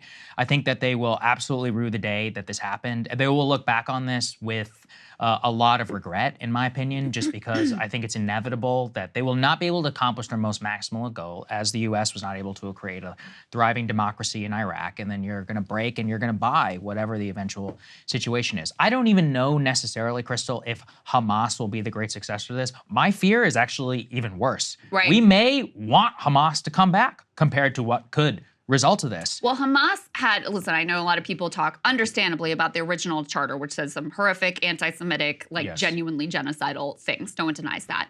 And maybe this was just a feint, but in recent years, even Hamas has said, hey, how about the 1967 borders? How about we negotiate for a two-state solution? And even if you say, like, no, Hamas doesn't want that, they don't want peace, they just want to, you know, wipe out all of Israel, then why would pursuing a two-state solution be giving Hamas what they want? That would be the polar opposite of Hamas's goals if that's the case. Yeah. And that's, I mean, listen, I know it's unimaginable to think about right now, you know, given what happened on October 7th, given the horrors of that, given clearly where the Israeli public is and what they want to see, the only long-term actual solution for peace and security, not only for the Palestinians, but for the Israeli public, is some sort of a just peace that people can live with. No question. And the reason I was going down that road is radical Islam did not exist in Iraq at all. It was like a fake concept. That's right. It was confined to a desert area with Zarqawi and some of his goons. It eventually subsumed the entire Sunni population of Iraq. And that's actually what I fear the most, is that chaos loves a vacuum, that you're going to have a vacuum here. Maybe they even do dismantle Hamas. And Hamas at certain points has also battled, you know, they have Palestinian Islamic Jihad, which is a lot crazier than Hamas. Who knows what the hell could come out of that? That's actually probably what I fear most, is that you're going to have the people who had learned to live with Israel, not the people who necessarily had this attack, but the low-level administrators of Hamas, and they're like, look, it is what it is. You know, we're here, we're gangsters, we're taking our money and all of that. Those people are largely going to get wiped out. And whoever comes next, maybe they could be the true radicals, you know, their kids or the next generation. A lot of the Taliban, that's what we saw, is that some of the newer generation of Taliban were some of the most ruthless fighters that were in the game, and largely a product of the U.S. war in Afghanistan. So look, what you said is obvious about the solution, but I don't think they're going to learn that lesson for a long time. Yeah, I mean, if you look at the polling of Palestinians over time, support for Hamas and other forms of like violent armed resistance have been the lowest when they've been closest to actually, when a peace process has actually appeared possible,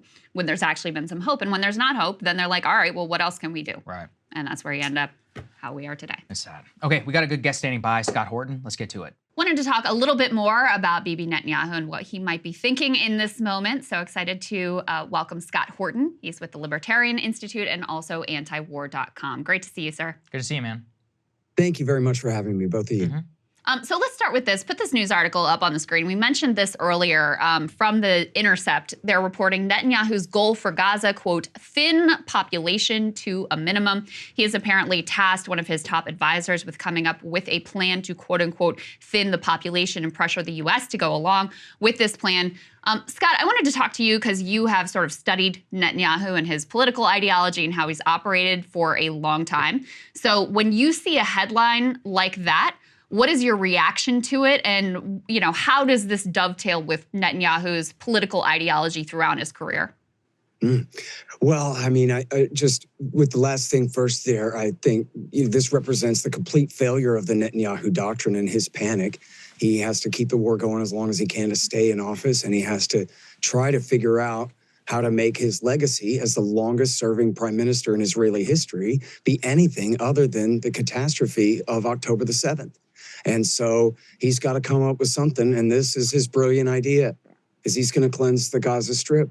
All this talk about targeting Hamas, they've been talking out of both sides of their mouths for 2 months now, right? Maybe we'll just get rid of all the Palestinians. And then they go, no, we're just targeting the bad guys, and we're real sorry if some innocent civilians get in the way, but not that sorry, but it is what it is. And then they go, no, but we really want to kick them all out into the Sinai Peninsula. Or then, I can't even believe this. This alone is world history. That the Wall Street Journal published an article by 2 Israeli ministers saying, you take them. Yep. And I mean, this is just incredible. And they've leaked all various kind of trial balloons saying, yeah, we'll give 25,000 to all different countries all around the world. You say you love the Palestinians so much. Why won't you help us cleanse them off of their land? And so this is, I guess, supposed to be Netanyahu's big accomplishment, so he can go down in history as anything other than the guy whose doctrine, the official Netanyahu doctrine, completely blew up in that society's face on October the 7th. Scott, Daryl Cooper, our mutual friend, recommended that I talk to you. And whenever Daryl tells me that you're a guy who's gotten really deep on this, I'm like, he knows the ins and outs. And so something I'm curious, as you talked about the Netanyahu doctrine, if you could take a step back about Netanyahu, his relationship to Hamas, to Palestinian statehood, going back throughout his career, and how a lot of it had culminated not only with October 7th, but with the policy that they're moving towards right now. Yeah. So, I mean, what the heck? I'll go back to 1996 when he first was prime minister. A guy who ended up being Dick Cheney's guy, David Wurmser, along with Richard Pearl, probably the most powerful of the neoconservatives of the first W. Bush term era. These guys in Douglas Fight, they wrote a plan called a clean break, and it was for Netanyahu. And what it said was, we want regime change in Iraq in order to weaken Iran, Syria, and Hezbollah so that we don't have to live up to the Oslo Accord and give the Palestinians their state. And the thinking is completely crazy, but the idea was that if Israel and or America could do a coup or ultimately a war in Iraq, that Jordan and Turkey would be dominant in Syria, and then they would force the Shiite clergy in Najaf to force Hezbollah to stop being friends with Iran and be nice to Israel instead. And then once the pressure on Israel's northern front is relieved, then they won't have to deal in good faith with the Palestinians and negotiate over the West Bank and the Gaza Strip. So as in the deal, in their sworn promises. So this is the whole point of the Iraq War, of Iraq War II, was to help Israel so they wouldn't have to give justice to the Palestinians. And so, you know, Netanyahu was, and in fact, he later was caught on candid camera, and anyone can watch this on YouTube, bragging about how he fooled Bill Clinton at Wye River and had promised he's going to make these concessions toward a Palestinian state. But Area C is 2/3 of the whole thing, sucker, and all this. He talks all about it. And he says, Americans, 80% of Americans support us. It's absurd. America is easily moved. They'll do whatever I tell them. And so then Sharon was prime minister from, I guess, 2000 or very early 01 or very late 2000 through 05 when he had his stroke, or late 05 when he had his stroke. So Sharon had this doctrine. He was also Likud with Netanyahu, although they ended up splitting and he created his own party, Kadima. But he had a policy which avowedly at the time was sabotage of the peace process. They called it disengagement, and you'll hear pro-Israel hawks all the time say, gee, we gave them a Palestinian state in the Gaza Strip and all we got in return is rockets. Well, that's just not true. They withdrew, but they didn't end the occupation. Israel kept complete and total control of the Gaza Strip. Essentially, they just took the warden and the prison guards and moved them to the outer perimeter, but it's still a prison. As nothing like a sovereign state. Israel kept total control over their airspace, their borders, their taxation, their revenue, their fishing rights offshore, every single thing. The occupation didn't end. And in fact, I'll urge your audience to Google these terms. It'll come right up. There's no mistake in it. It's Ariel Sharon formaldehyde. And that's, of course, the preservative that you use for corpses, right, when you're preparing them for burial. And so the quote is from Dov Weissglass. It's Dov with no E, Dov Weissglass. And he worked for Sharon, an advisor to Sharon, and he's explaining to Haaretz the withdrawal. This is, again, the 2005 so-called disengagement. The withdrawal is formaldehyde. It puts the peace process in formaldehyde. It means that with the Palestinians divided and conquered, those in charge in Gaza, they can't resort to participation in any international organizations or any kind of negotiation. And we can say, in fact, he says, with the blessing of the Congress and the president, we got a no one to talk to certificate. You know, like they always say that we just have no partner for peace. Well, we have a no one to talk to certificate, and we won't have to talk to them until Gaza becomes Norway, meaning, I guess, a very polite and harmless and nonviolent society. In other words, never. And then so Ehud Olmert was in there in the meantime between Sharon and Netanyahu. And he was a bit less worse than the two of them, although he was Sharon's guy. But he didn't really make any progress, while he was in there toward any real negotiations. And then when Netanyahu came in, the Netanyahu doctrine basically goes like this. He was coming into a situation where all of the Sunni kings of the Arabian Peninsula, all of them sock puppets of the American empire, essentially, they had promised that they would never normalize relations with Israel until the Palestinians got an independent state. And the Saudis had put forward their peace plan, a very reasonable one, in 2002, and had repeatedly suggested that, I think in 2007, it was the basis of the Annapolis talks, possibly. Anyway, it was very reasonable proposals for a two-state solution. But then Donald Trump's son-in-law, Jared Kushner, figured out that no, everybody's got a price and the American people can afford to borrow enough from South Korea or somebody to pay it. And so what we're going to do is we're going to give Bahrain F-16s, we're going to give UAE F-35s, we're going to forgive Sudanese debt, and we're going to the Trump administration is going to recognize Morocco's seizure of northern Western Sahara. And with these bribes, and then they're working on Saudi Arabia. These are called the Abraham Accords. And with these bribes, what they did was they succeeded in getting these Sunni sock puppet GCC kingdom regimes to go ahead and normalize relations with Israel, which on the surface is great. That's what we want, is every nation to get along, open trade, lower and lower tariffs, and more commercial relationships, and fewer political relationships, so that everybody in the world can get along. That's fine. But what it was really about was screwing the Palestinians. It was saying, you're not going to get your independent state, and you are not going to get independent citizenship in one state or in any kind of binational state. You lose. And people can go and look at Netanyahu's speech that he gave to the United Nations just 2 weeks before the October 7th attack, where he holds up a piece of paper, he shows the map, he's always got some visual aid. This time he shows the map of one state, from the river to the sea. There's no carved out piece of the West Bank or Gaza there. And what he's saying is, that's it. We won. The Netanyahu doctrine has proved that I do not have to negotiate with the Palestinians. I do not have to concede citizenship, rights, or independence to them.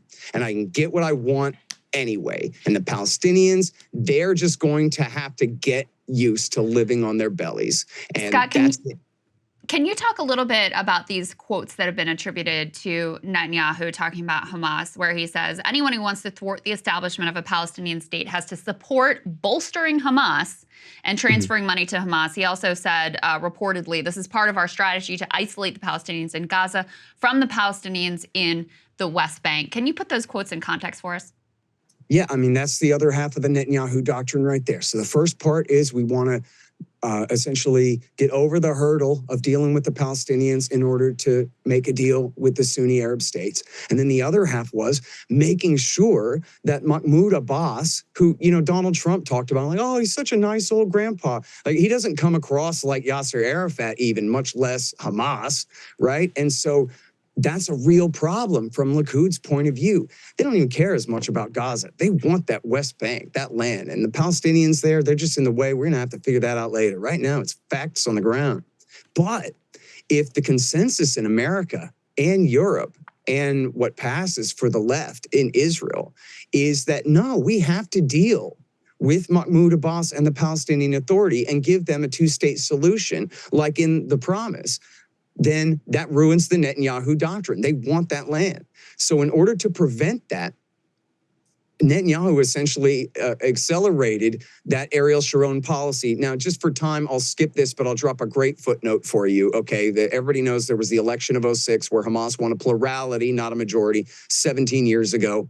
And then there's a great article called The Gaza Bombshell. You got to read it. It has quotes from David Wormser telling the truth about it in there even. It's incredible. It's The Gaza Bombshell by David Rose. And it's about how they tried to do a coup against Hamas after the election in favor of the PA, but that blew up and failed, and that was how Hamas took over the Strip.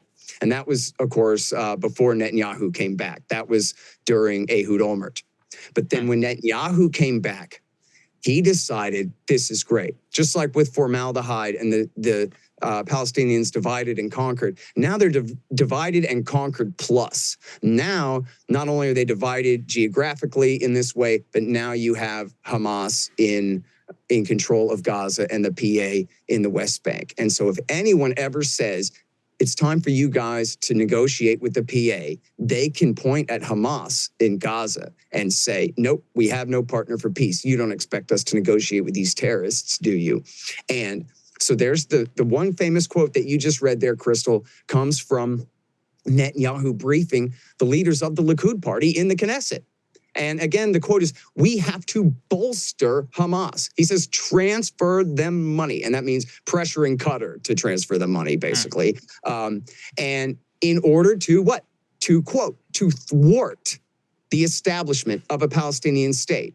And now here's what you do. You go to antiwar.com/Scott, because I collect these quotes like Hot Wheels, okay? And I got about 10 or 12 of them for you from not just Netanyahu, but Bezalel Smotrich, who is his finance minister, who says the PA is a liability. Hamas is an asset. He says, in this game of delegitimization, Hamas is an asset. They can't go to the UN. They can't go to the International Criminal Court.